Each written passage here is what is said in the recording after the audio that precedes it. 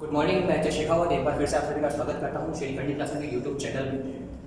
हम बात कर रहे थे राजस्थान के भौतिक भूभागों की, और राजस्थान के भौतिक भूभाग में हम लोग पढ़ रहे थे पश्चिमी रेगिस्तान। पश्चिमी रेगिस्तान हम लोग पढ़ चुके थे अर्धशुष्क प्रदेश, जिसे हमने दो भागों में बांटा था। बालू का स्तूप युक्त बालू रेत के टीले और धोले बालू का स्तूपों के जहाँ से डायरेक्ट सवाल बनते हैं, और हमने बात की थी बालू का स्तूप मुक्त, ऐसा क्षेत्र जहाँ बालू रेत के साथ साथ कंकरीली पथरीली जमीन पाई जाती है, धरातल में चट्टानों का जमाव है।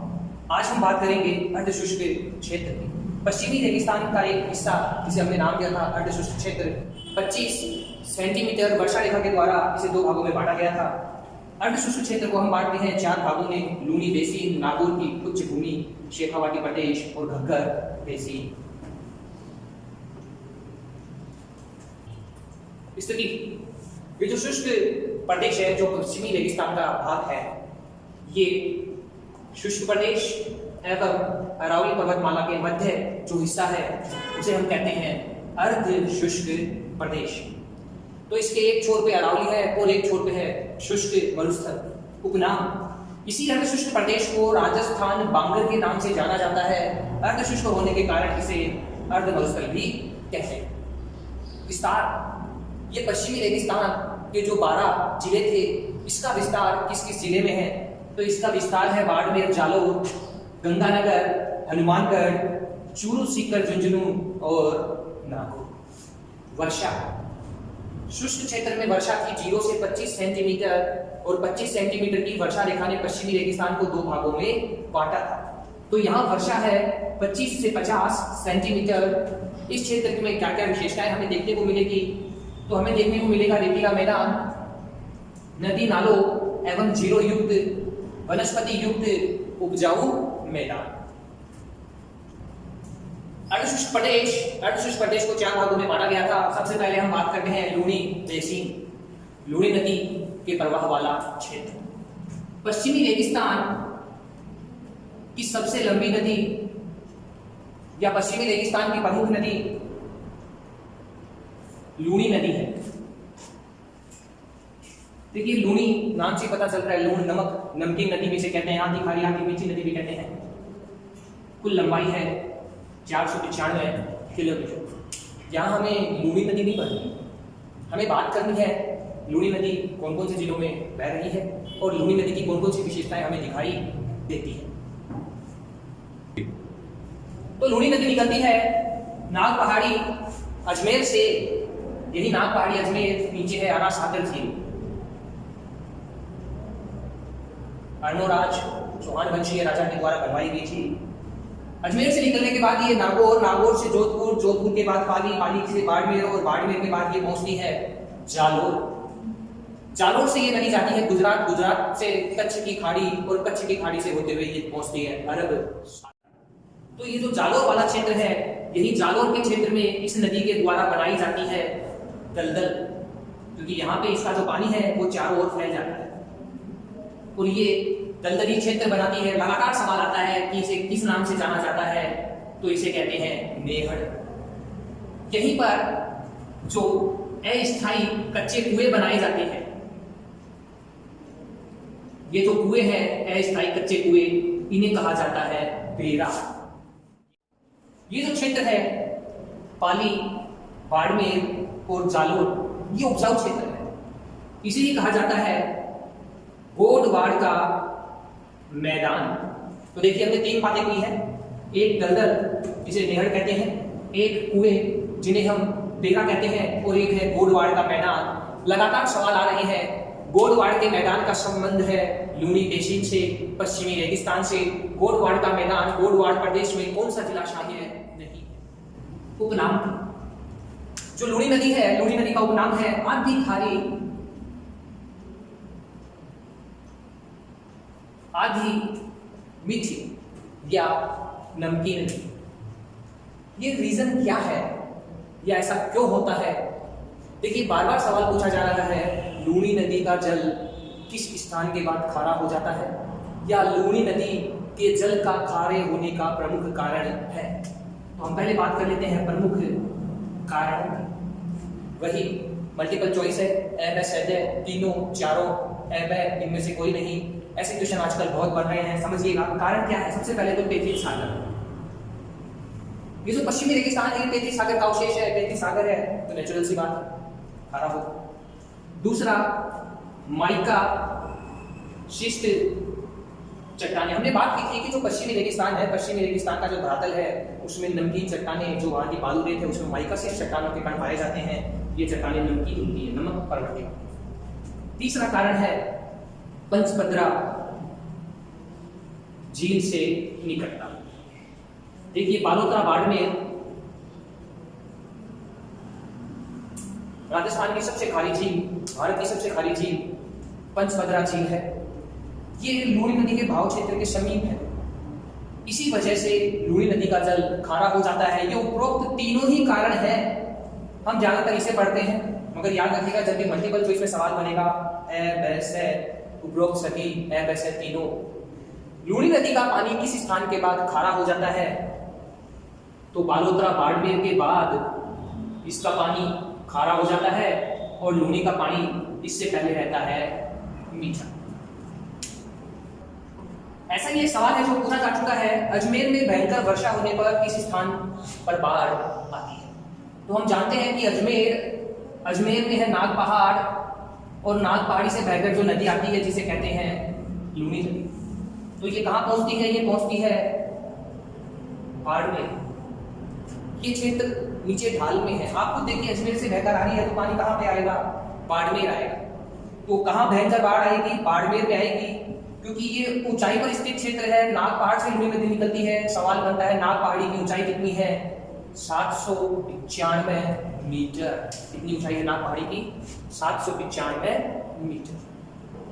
बात करते हैं गोडवाड़ प्रदेश। तो गोडवाड़ प्रदेश में कौन कौन से जिले शामिल हैं? बाड़मेर, जालोर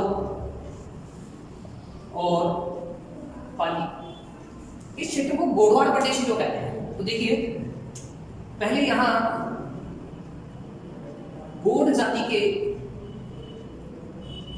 राजपूतों का राज था, ये उनका निवास क्षेत्र था और इनकी जो बोली थी वो थी गोडवाड़ी, इसीलिए इस क्षेत्र का नाम पड़ गया गोडवाड़ क्षेत्र। जैसे जयपुर के आसपास के क्षेत्र को ढूंढाड़ कहते हैं, बोली है ढूंढाड़ी। अलवर, भरतपुर, मेवात, मेवाती, तो वैसे ही गोडवाड़ी के कारण इस क्षेत्र का नाम पड़ गया गोडवाड़ प्रदेश। और सवाल पूछा जा चुका है गोडवाड़ी बोली निम्नलिखित में से किन जिलों में बोली जाती है? तो कहां बोली जाएगी? बाड़मेर, जालोर और देखिए राजस्थान के इतिहास की एक बहुत ही प्रसिद्ध रचना है बीसलदेव रासो।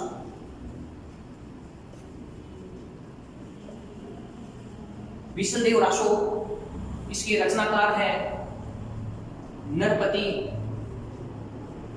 नालय। नरपति नालय के द्वारा बीसलदेव रासो जो लिखी गई थी, ये लिखी गई थी गोडवाड़ी बोली, गोडवाड़ी भाषा। इसका संबंध किससे है? तो ये रचना जो है ये संबंधित है विग्रह राज चतुर्थ चौहान वंशीय प्रतापी शासक विग्रह राज चतुर्थ, जिसे बीसलदेव भी कहते हैं, उनसे संबंधित रचना है बीसलदेव रासो। लिखने वाले थे रचनाकार नरपति नालय है। कौन सी बोली, कौन सी भाषा? गोडवाड़ी। अर्धशुष्क प्रदेश के दूसरे भाग नागौर की उच्च भूमि की बात करते हैं, विस्तार। तो ये फैला हुआ है नागौर अजमेर का सीमावर्ती क्षेत्र। दोनों ही जिलों की सीमा एक दूसरे को स्पर्श करती है, तो जो बॉर्डर वाला क्षेत्र है उसे नागौर की उच्च भूमि कहा गया है।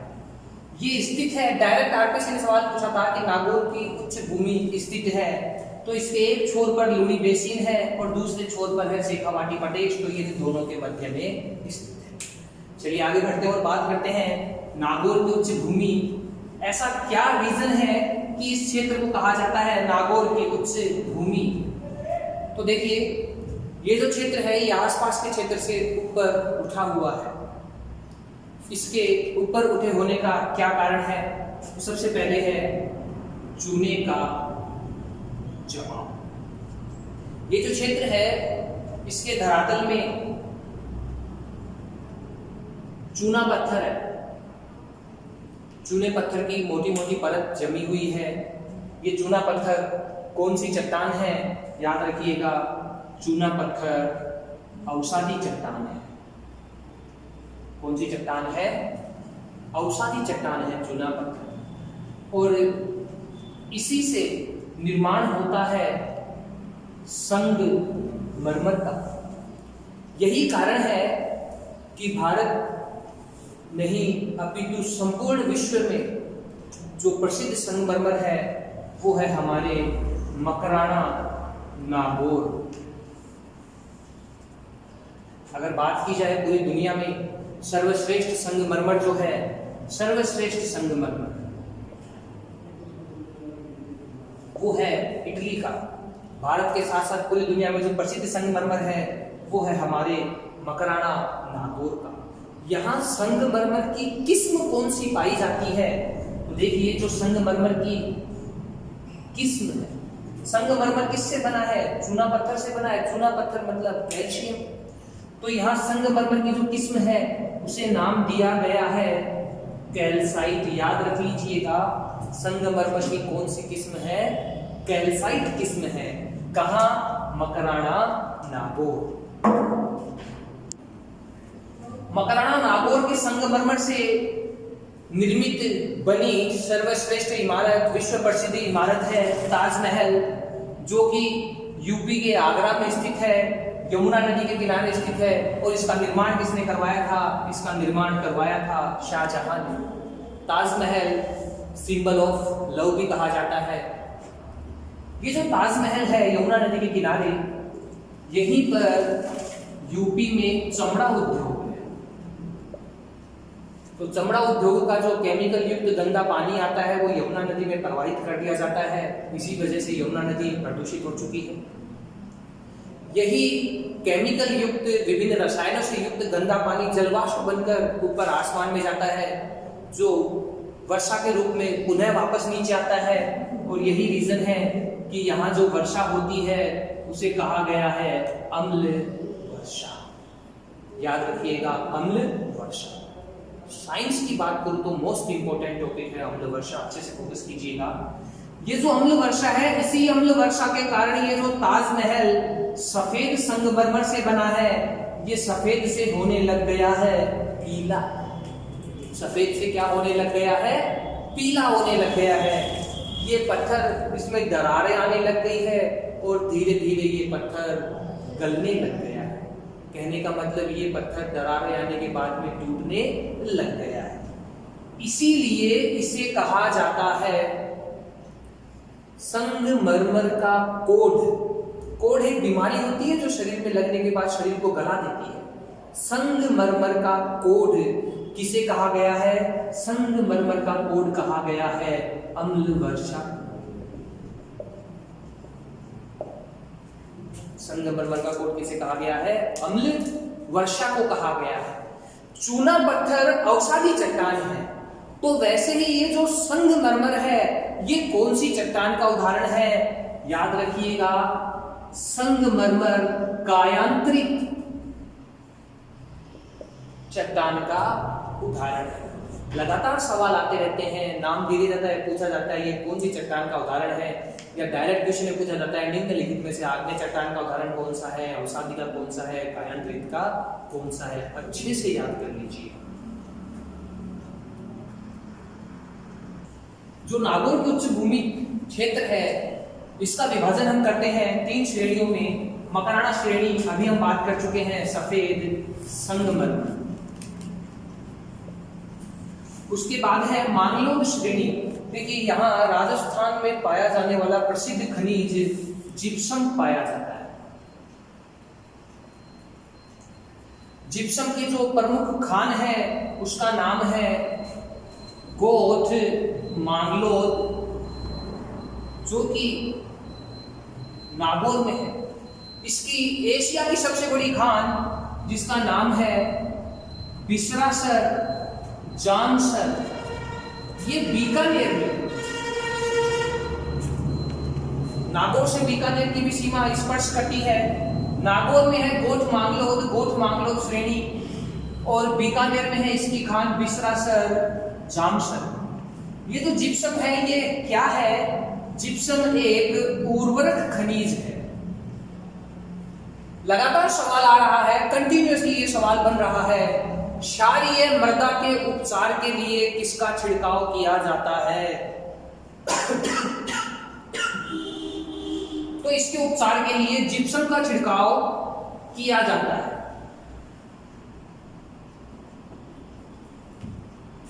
ये जो जिप्सम है, इसी का उपनाम जिप्सम को कहा जाता है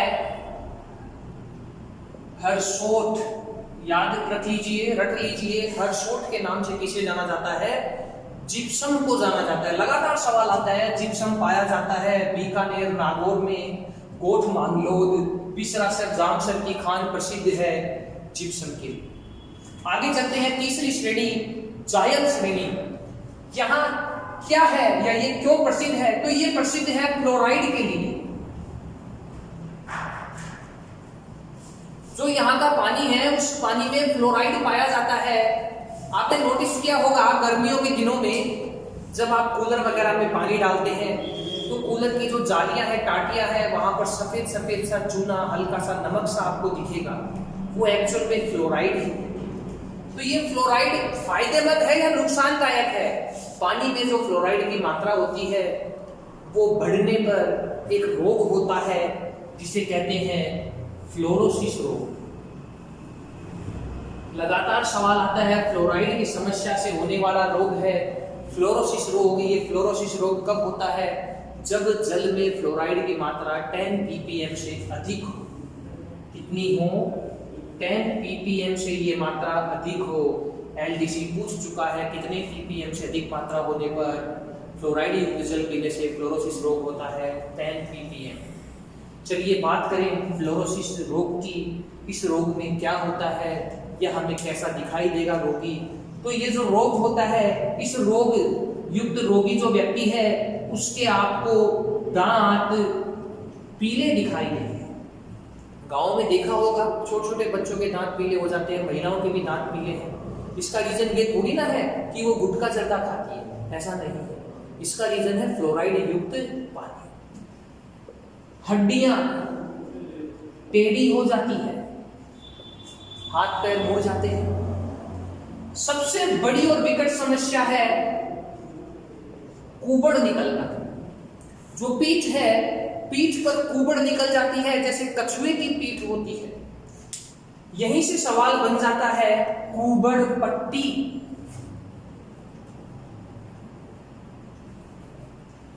कुबड़ पट्टी कौन सा क्षेत्र है या कुबड़ पट्टी कहां पाई जाती है? तो हम पढ़ रहे थे नागौर की उच्च भूमि जो कहां है, ये नागौर और अजमेर के सीमावर्ती क्षेत्र पे है। तो कुबड़ पट्टी क्षेत्र भी क्या कहलाएगा? नागौर और अजमेर का सीमावर्ती क्षेत्र। इसी कुबड़ पट्टी क्षेत्र को एक और नाम दिया जाता है जिसे कहते हैं बांका बेल्ट। बांका राजस्थानी में या मारवाड़ी में टेढ़े को कहते हैं बांका, तो इसे नाम दिया गया है बांका बेल्ट। राजस्थान में फ्लोराइड समस्या वाला जिला, गांव या स्थान कुछ भी पूछ लेता है। देखिए राजस्थान में भारत की दृष्टि से भी महत्वपूर्ण है। सबसे ज्यादा फ्लोराइड की समस्या कहां है? नागौर में है। गांव कौन सा है? आसरवा गांव। कौन सी तहसील साहब मैन कौन सा स्थान है? तो ये है जो नागौर की उच्च भूमि है या नागौर क्षेत्र है, ये अपनी खारे पानी की झीलों के लिए प्रसिद्ध है। तो यहाँ कौन कौन सी प्रमुख झीलें हैं? तो ये है बेगाना, डीडवाना, कुचामन। ये सभी खारे पानी की झीलें हैं। यहाँ से औद्योगिक नमक, खाद्य नमक दोनों का ही उत्पादन होता है। इसी नागौर उच्च भूमि क्षेत्र की प्रमुख पर्वत चोटी, प्रमुख पहाड़ी क्षेत्र, तो ये एकमात्र है जो है पर्वत सर। सवाल आ चुका है पर्वत सर। ये पर्वत सर पहाड़ी क्षेत्र होने के कारण तो प्रसिद्ध है ही है। इसके अलावा ये फेमस है क्योंकि यहाँ पर लगता है तेजाजी पशु मेला। राजस्थान में पशुओं का सबसे बड़ा जो मेला है ये है तेजाजी पशु मेला, जो लगता है पर्वतसर नागौर। ये मेला किस दिन लगता है? तो ये मेला लगता है तेजा दशमी, जिसे हम जानते हैं भाद्रपद शुक्ल। बात करते हैं आगे शुष्क प्रदेश के तीसरे भाग शेखावाटी प्रदेश की। शेखावाटी के नाम से जाने जाते हैं चूरू, सीकर, झुंझुनू, ये तो प्रमुख रूप से जाने जाते हैं। मगर देखिए इसमें कुछ भाग शामिल है नागौर का। नागौर का कौन सा भाग शामिल है ये अच्छे से याद रख लीजिएगा। नागौर का उत्तरी पूर्वी भाग। लगातार सवाल बन रहे हैं निम्नलिखित में से कौन सा जिला शेखावाटी क्षेत्र में शामिल नहीं है। ये जो शेखावाटी क्षेत्र या शेखावाटी प्रदेश है इसे जाना जाता है वांगड़ क्षेत्र के नाम से। इसे जाना जाता है वांगड़ क्षेत्र के नाम से। ऐसा ही सवाल जो कंफ्यूजन क्रिएट करता है, अभी राजस्थान पुलिस में पूछा गया था वागड़ क्षेत्र, और ये है हमारा वांगड़ क्षेत्र। देखिए दोनों नाम एक जैसे ही है, वागड़, वांगड़, वागड़। फर्क है बिंदी और बिना बिंदी का। तो ये जो वांगड़ क्षेत्र है ये कहलाता है हमारा शेखावाटी क्षेत्र, और जो बिना बिंदी वाला वागड़ है, वागड़ है, ये सभी इसी क्षेत्र के नाम है। ये है हमारे बांसवाड़ा और डूंगरपुर। बांसवाड़ा और डूंगरपुर का जो क्षेत्र है उसे जानते हैं हम वागड़ के नाम से, वागड़ के नाम से। अगर आप नक्शे में देखेंगे तो आप देखेंगे राजस्थान के नीचे दक्षिण में है बांसवाड़ा और डूंगरपुर, और ऊपर वाले हिस्से पर है शेखावाटी क्षेत्र। बस याद रखिएगा बिंदी ऊपर आती है। बिंदी कहाँ आती है? बिंदी हमेशा ऊपर आती है। तो बिंदी वाला क्षेत्र कौन सा होगा? ऊपर वाला क्षेत्र होगा शेखावाटी क्षेत्र। ये जो बांसवाड़ा और डूंगरपुर वाला क्षेत्र है इसके सीमावर्ती क्षेत्र को ही जाना जाता है मेवलिया, देवलिया के नाम से। तो शेखावाटी क्षेत्र की प्रमुख विशेषताओं की बात करें तो शेखावाटी क्षेत्र की सबसे पहली जो विशेषता है ये है नवीन बरखान बालूका स्तूप। हम पहले भी पढ़ चुके हैं बरखान बालूका स्तूप, अर्धचंद्राकार बालूका स्तूपों के बारे में हम पढ़ के आए थे। ये जैसलमेर बीकानेर क्षेत्र में पाए जाते हैं, सर्वाधिक पाए जाते हैं बीकानेर संभाग में, बीकानेर जिले। अगर जोड़ दिया जाए इसके पहले नवीन तो पूरा का पूरा चेंज हो जाएगा। जब भी पूछेगा नवीन बरखान बालूका स्तूप तो वो कहाँ मिलेंगे आपको? शेखावाटी प्रदेश, रेत के धुएं टीबे। चलिए आगे बढ़ते हैं और बात करते हैं इस क्षेत्र की प्रमुख नदी की। तो शेखावाटी क्षेत्र की जो प्रमुख नदी है वो है काटली नदी, काटली भी कहते हैं। देखिए इस क्षेत्र का नाम वागड़। नदी प्रतिवर्ष पानी आ रहा है। चलिए बात करते हैं प्रमुख नदी की। इस क्षेत्र की प्रमुख नदी का नाम है काटली नदी। इस क्षेत्र का नाम वागड़ क्यों पड़ा? वह स्थान जहां प्रतिवर्ष नदी का जल आता हो तो नदी का जल अपने साथ नई मिट्टी लेके आएगा।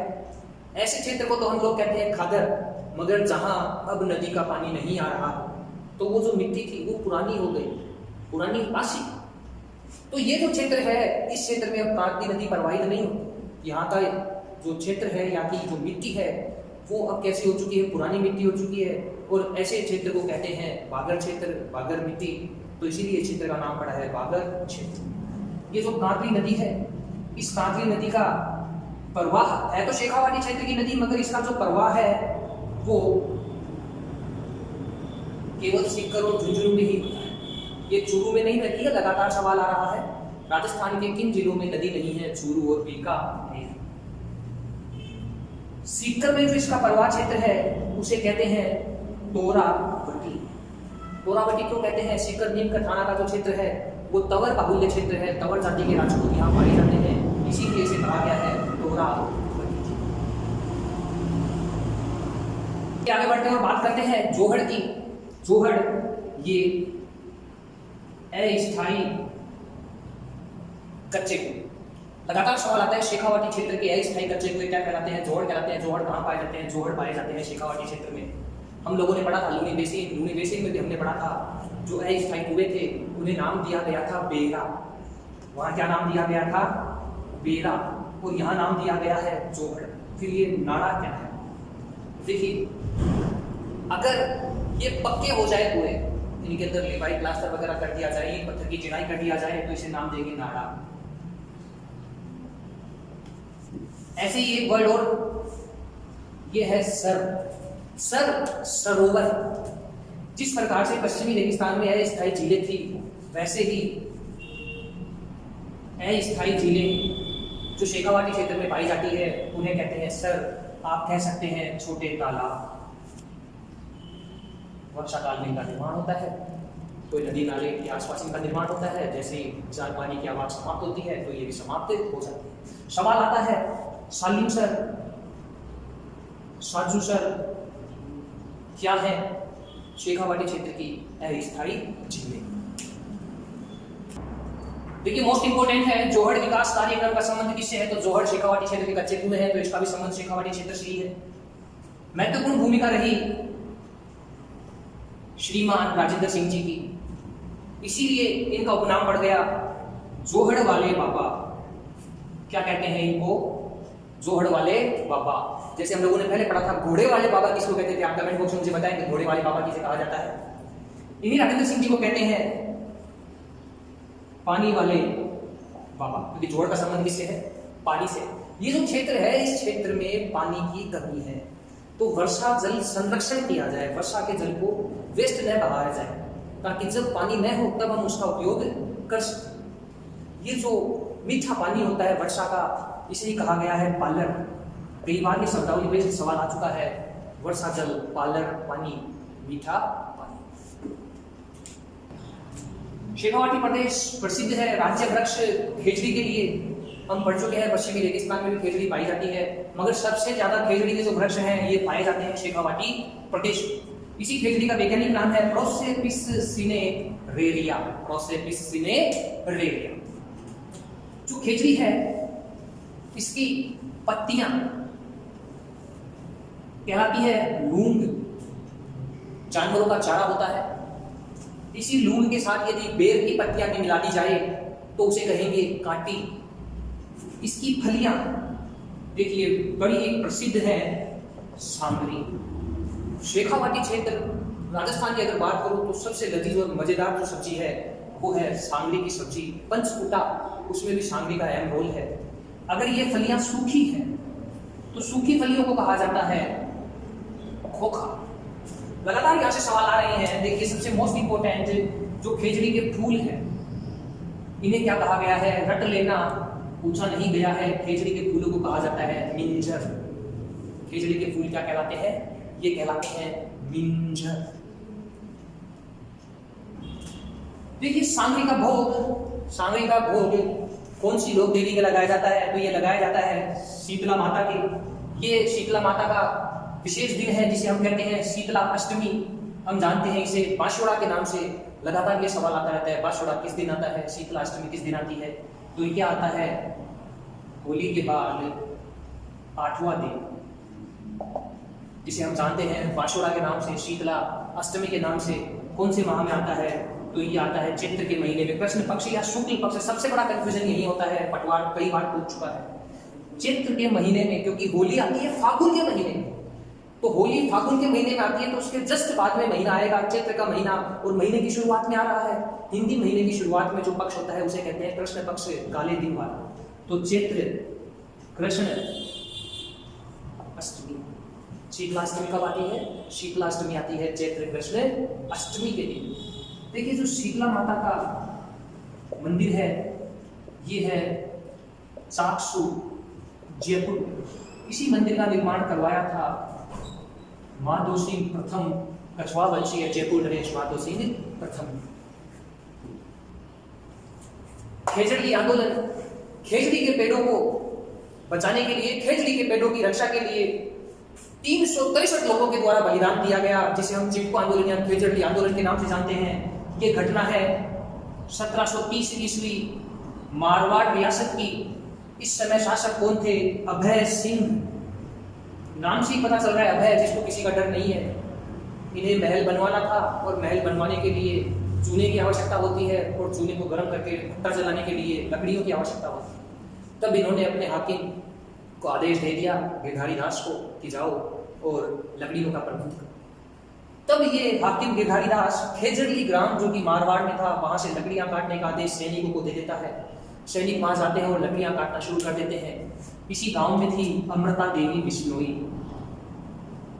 अमृता देवी बिश्नोई, देखिए जो बिश्नोई होते हैं ये पशु पक्षी वन्य जीव इनकी रक्षा के लिए जाने जाते हैं, प्राणों का बलिदान दे देंगे मगर इनको कोई नुकसान नहीं होने देंगे। अमृता देवी बिश्नोई के नेतृत्व में ये आंदोलन हुआ और देखते ही देखते लोग पेड़ों से लिपट गए। कुल 363 लोग मारे गए। याद रखिएगा कितने लोग मारे गए, 363 लोग मारे गए, जिनमें अमृता देवी के पति रामू जी और अमृता देवी की 3 छोटी छोटी बच्चियां भी शामिल थी। जब ये घटनाक्रम हुआ भगत सिंह को ये पता चला तो इन्होंने वृक्षों की कटाई पर रोक लगा दी। स्वतंत्रता के पश्चात हमारी सरकार ने क्या प्रयास किए तो देखिए मोस्ट इंपोर्टेंट याद कर लीजिएगा 12 सितंबर 1978। कई बार ये सवाल आ चुका है खेजड़ी दिवस। राजस्थान में पहली बार खेजड़ी दिवस कब मनाया गया? ये बनाया गया था 1978 को। अब से हम प्रत्येक वर्ष को खेजड़ी दिवस कब मनाते हैं? 12 सितंबर को। दोनों एक साथ भी पूछता है, अलग अलग भी पूछ रहा है, कंटिन्यूसली यहाँ से सवाल पूछ रहा है। यही से आगे बढ़ते हैं 1983 राज्य सरकार ने खेजड़ी को राजस्थान का राज्य वृक्ष घोषित किया। तो खेजड़ी राजस्थान का राज्य वृक्ष कब घोषित किया गया? 1983 को। चलिए आगे बढ़ते हैं 1991 और 1991 में चलाया गया ऑपरेशन खेजड़ा। रट लीजिएगा ऑपरेशन खेजड़ा कब चलाया गया? ऑपरेशन खेजड़ा चलाया गया 1991 में। क्योंकि खेजड़ी का जो पेड़ है इसकी अंधाधुंध कटाई हो रही थी, इसकी संख्या में कमी हो रही थी। और खेजड़ी क्यों प्रसिद्ध है? खेजड़ी मरुस्थल के विस्तार को रोकता है, मृदा के अपरदन को रोकता है। इसकी लंबी लंबी जड़ें होती है जो मिट्टी के कटाव को रोकती है। देखिए वर्तमान समय में खेजड़ी वृक्ष को कटाई से तो नुकसान हो ही रहा है, इसी के साथ साथ खेजड़ी वृक्ष को नुकसान पहुंचाता है एक कीड़ा जो इसकी जड़ों को खोखला कर देता है। ये है सेलेस्ट्रेना और एक है कवक ग्लाइकोट्रोन। चलिए बात कर लेते हैं खेजड़ी से संबंधित मोस्ट इंपोर्टेंट सवाल की, खेजड़ी के उपनाम। तो देखिए खेजड़ी के उपनाम सबसे पहले बात कर लेते हैं शमी, खेजड़ी का प्राचीन नाम। इस नाम का प्रयोग करते हैं बिश्नोई समाज के लोग। जाटी, शेखावाटी क्षेत्र में खासतौर से खेजड़ी को जाटी कहा जाता है। खेजड़ी को जाटी पंजाब में भी कहा जाता है और खेजड़ी को जाटी हरियाणा में कहा जाता है। राजस्थान के शेखावाटी क्षेत्र में तो इसको जाटी कहा ही जाता है। देखिए बन्ना बन्नी, बन्ना बन्नी खेजड़ी को कहते हैं कन्नड़ में। पेय में ये खेजड़ी को कहा जाता है तमिल में। संस्कृत भाषा में खेजड़ी को कहा जाता है शालमाली और खेजड़ी का स्थानीय नाम सीमलो। देखिए खेजड़ी को ही कहा जाता है राजस्थान का कल्प वृक्ष। अब यही से सवाल बन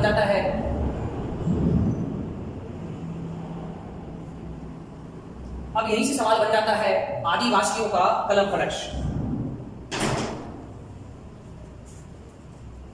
तो देखिए आदिवासियों का कल्प वृक्ष कहा जाता है महुआ को।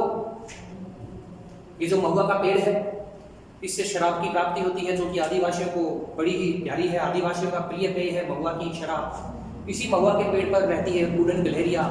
पढ़ेंगे राजस्थान के वन्य जीव अभ्यारण्य तब हम बात करेंगे। उड़न गिलहरियां पाई जाती है सीता माता वन्य जीव अभ्यारण्य प्रतापगढ़। खेजड़ी का ही उपनाम है राजस्थान का गौरव, मगर यहाँ कंफ्यूजन क्रिएट होता है क्योंकि राजस्थान का गौरव खेजड़ी को भी कहते हैं और राजस्थान का गौरव चित्तौड़गढ़ दुर्ग को भी कहते हैं और राजस्थान का गौरव कहा जाता है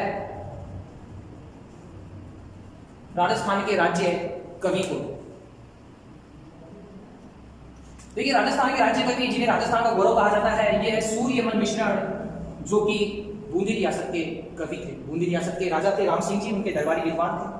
इनकी प्रमुख रचनाएं लगातार पेपर में आ गई है। पहले सवाल आता था सिंगल रचना का और राइटर का नाम पूछा जाता था, अब सवाल का पैटर्न चेंज हो गया। देखिए जैसे जैसे कॉम्पिटिशन बढ़ रहा है, प्रतियोगियों की संख्या भी बढ़ रही है, तो छटनी कैसे करें, तो सरकार क्वेश्चन को डिफिकल्ट बना देती है। अब सवाल पूछा जा रहा है निम्नलिखित में से कौन सी रचना इस विद्वान की नहीं है। किसी भी विद्वान का नाम हो सकता है, उसकी अनेक रचनाएं हैं। अब आपको एक रचना नहीं, उसकी लगभग सभी रचनाओं को याद करना होगा। पुलिस और पटवार में ऐसा सवाल लगातार आ रहा है। तो सूर्यमल मिश्रण की प्रसिद्ध रचनाएं हैं वीर सतसई, वंश भास्कर, बलवंत विलास, सती रासो और रामर जाट। अच्छे से याद कर लीजिएगा क्योंकि ये डिफिकल्ट सवाल है जो अभी बन रहा है। पश्चिमी रेगिस्तान के अर्धशुष्क प्रदेश को हम पढ़ रहे थे। लूनी बेसिन, नागौर की उच्च भूमि, शेखावाटी प्रदेश की हम चर्चा कर चुके थे। आज बात करते हैं अर्धशुष्क प्रदेश के चौथे भाग घग्गर बेसिन की। नाम से पता चल रहा है घग्गर नदी का प्रवाह क्षेत्र। घग्गर नदी उत्तरी राजस्थान की प्रमुख नदी है। गंगानगर हनुमानगढ़ के क्षेत्र में ये बहती है। विशेषताओं की बात करें तो सबसे पहले है नाली। घग्गर नदी का पाट या बहाव क्षेत्र हनुमानगढ़ में नाली कहलाता है। वक्की घग्गर का उपजाऊ मैदान। इसी क्षेत्र में स्थित है तलवाड़ा झील जो कि हनुमानगढ़ में स्थित है। राजस्थान की सबसे गहराई में स्थित झील है। यहाँ मोस्ट इम्पोर्टेंट बात है मृत सागर झील जो कि इजराइल और जॉर्डन देश में स्थित है। ये विश्व की सबसे गहराई में स्थित झील है। चलिए आगे बात करते हैं सूरतगढ़ कृषि फार्म गंगानगर। ये एशिया का सबसे बड़ा कृषि फार्म है। यहाँ से लगातार सवाल बन रहा है इसका निर्माण किस देश की सहायता से किया गया, इसका निर्माण कब किया गया। तो रूस देश की सहायता से 1956 में इसका निर्माण किया गया। उस समय भारत के प्रधानमंत्री थे पंडित जवाहरलाल नेहरू। अन्य यहीं पर है जेतसर कृषि फार्म जिसका निर्माण कनाडा देश की सहायता से किया गया था।